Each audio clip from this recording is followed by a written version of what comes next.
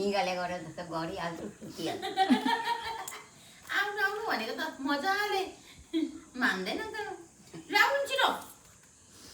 अहिले खुर्सानीले हात पोल्छ अनि अहिले आउँछ यहाँ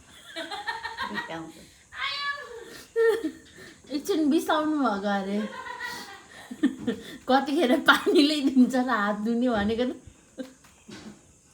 बिसाउँछु उठाइ पो दिनु खोज्दो रहेछ नि खाऊ भात छिटो भयो अगाको त्यो भाँडा पुरा नि त बुवा कति मिठो हावा चल्यो भाइले भात खाएको थिएन होला छ अझै भाइलाई भात राखै हस्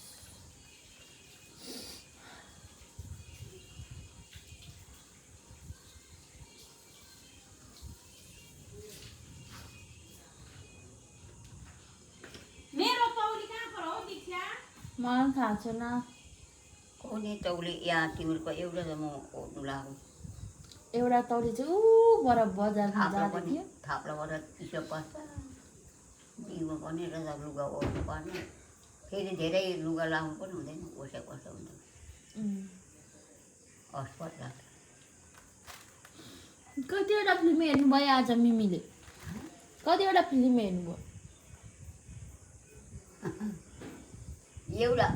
एउटा केटी दुई भाइ केटासँग बिहा गरेको हेरेँ त्यो सक्यो एउटा केटी दुई भाइसँग अस्ट्रेलिया जानुलाई अरे बिहा गर्नुपर्छ उसको सासूले छोरालाई पनि ब्लङ हिर्काएर उताले फै फ्याँक्यो फेरि उसको जुठो भाडा गरेर लगाएको गर्छ त्यो केटीले उसको सासूलाई त्यहाँबाट फेरि त्यो कागजपत्र माग्ने बुढाले टिकट के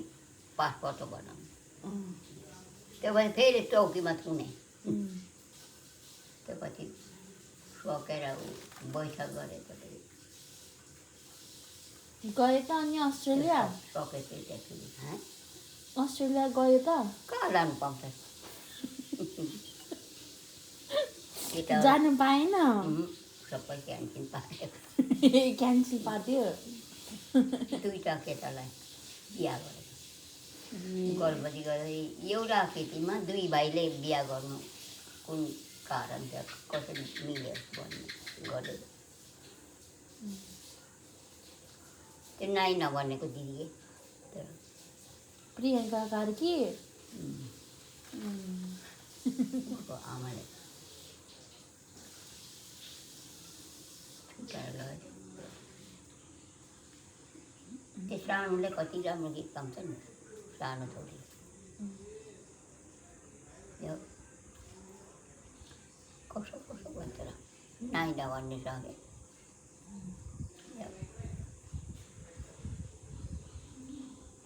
मेरो लाउरे आउँछ भन्दैन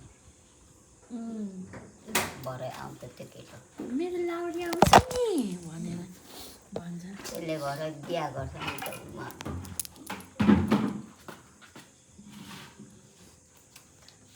मेरो लाउरी आउँछ गाडीमा टक्कसँग भनेर होइन को चाहिँ लाउरे त्यो नाइ नभने त हेरौँ के हे त त्यसले पछि किन आयो यस्तो दोबानी कि कस्तो गीत गाउँछ त्यो केटीले कति राम्रो न पानी कसले सिकायो मम्मी यसरी भात खाएर न छल छल्क्यो पानी दोबानी बन्द कस्तो छ म त रिस उठेर आउँछ नगर गर्दैछु नाति त्यही त यहाँ गफ गर्दैछु नातिन बोजू होइन मिमी डिस्टर्ब करती है हमको हाँ डिस्टर्ब करती है तू आतमा जान्छु त्यो मेरो बुढा चाहिँदो रहेछ त छोरी त उठ्नै सक्दैन यो मेरो बुढा दुख्छ र ठुलो मम्मीलाई फेरि डेमालाई दुध खानु